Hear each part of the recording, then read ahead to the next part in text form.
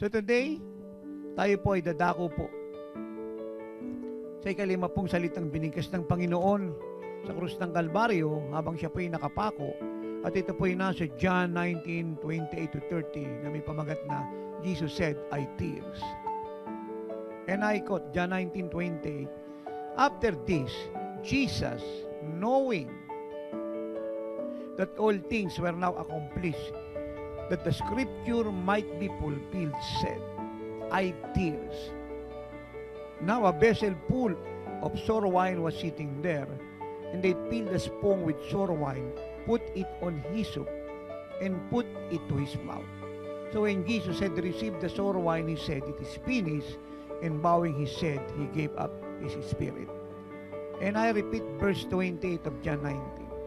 After this, Jesus, knowing that all things were now accomplished, that the scripture might be fulfilled, said, I tears. Alam niyo, yung salita po ng Panginoon, ako'y nauuhaw. I tears. Isa pong pangungusap na dapat damahin po ng ating mga puso. Uulitin ko po. Ito pong statement ito ng Panginoong Kristo. Habang ang dugo po'y tumutulong mula ulo niya hanggang doon sa lupa. Mula sa likod niya na nagtamo ng 39 na sugat hanggang doon sa lupa. Kasama po ng pawis ay damahin natin ng buong puso.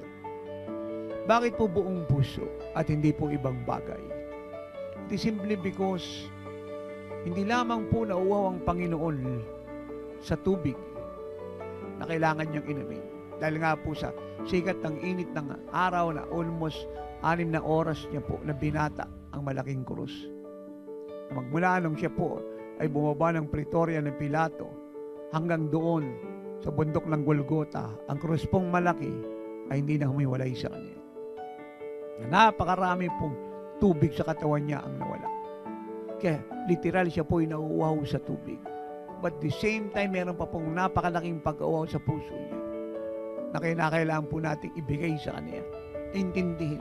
Kaya nga ito dapat ay damahin ng ating puso. Ano po yun?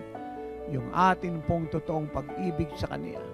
Ng buong puso, buong lakas, buong kaluluwa at buong pag-iisip. Kaya siya po ay nagbigay ng batas at ito po ang tinatawag nating the first commandment. At yun po ay nasa Mark 12:30. You shall love the Lord your God with all your heart, with all your soul, with all your mind, and all your strength. This is the first commandment. Ang sino man pong babali sa unang utos ay nagpapatiwakal ng buhay. Ang sino man pong babali at hindi susunod sa unang utos ay magkakaroon ng maraming kalungkutan sa buhay at hahatulan ng kamatayan ng Diyos sa impyerno habang panahon. Yan po ang dinidima ng Panginoong Hesus na uuhaw ako. Uhaw na uhaw po siya sa ating totoong pag-ibig ng una sa lahat at higit sa lahat. Bilang Creator, karapatan niya pong mag-utos at magdemand.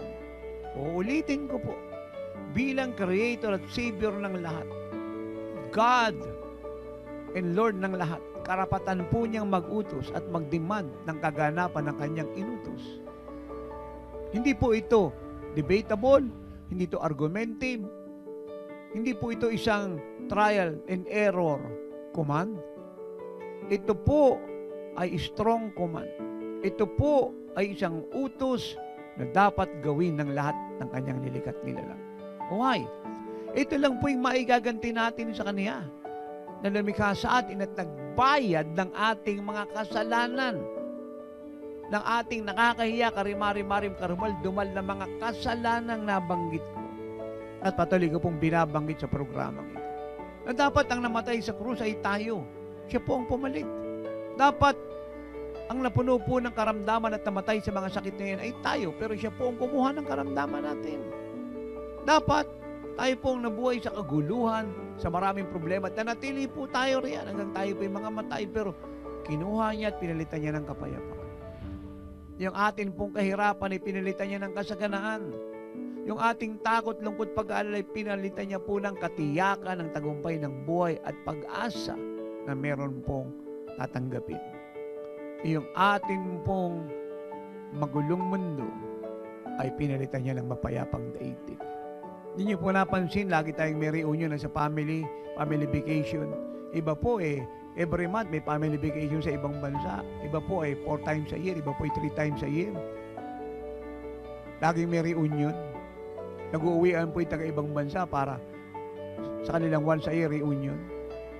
Pero hindi niyo po napansin, bilang isang pamilya, wala silang time para sa corporate worship, corporate prayer, corporate Bible reading.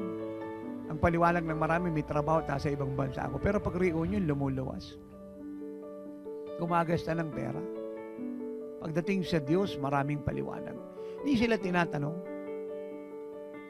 Hindi niyo napansin yun? O maaaring isa kayo roon. Hindi niyo po napansin, generally speaking, lahat ng tao sa mundo, pag ang Diyos po pinag-uusapan, tamad sila. Pag artista, politika, sales ng kotse, sales sa mga mall, supermarket, sino yung bagong mati ni idol, sino yung nanalo sa boxing, sa golf. Tumitili po mga tao. Nagbibigay ng panahon at oras. Marami po nalilipasan ng pagkain at marami po uma-absent sa trabaho. Have you think of it? Na marami pa akong pwedeng sabihin. Pero malinaw na po sa inyo ngayon kung bakit ang sabi ni Jesus, nauuhaw ako. Nauuhaw ako. Maliwanag na po sa inyo ngayon ang statement ng Lord. Nauuhaw po siya. Uhaw na uhaw. Sa atenisyon, panahon, pag-ibig ng buong mundo, ng sangkatauhang nilikha sa kanyang anyong tuwangis, na niligtas niya sa apoy ng impyerno. Uhaw na uhaw. Pagmahal mo ang Panginoong, gagawin mo lahat. Hindi mo kailangan ng motivation, hindi mo kailangan ng advisor, hindi mo kailangan ng maraming education, hindi mo kailangan pakiramdaman yung pakiramdam mo kung maganda o sasang-ayon yung pamilya mo, kamag-anak, sino pa't marami pa. You will do it by your own personal decision. And I ask God to help me today. Jesus said, nauuhaw ako. Mga anak, mga minamahal, hindi maibigay ng mundong pag-ibig kay Jesus. Walibang makakilala sila sa Kanya lang ibibigay. Ay kung may nakapanood dito ngayon, ako po'y naniniwalang ibibigay niya na. Kahit siya po'y Marilyn at Religioso lang. Dahil naintindihan niya ang katotohanan. Because no one can defeat the truth. No one can duel against the truth. No one.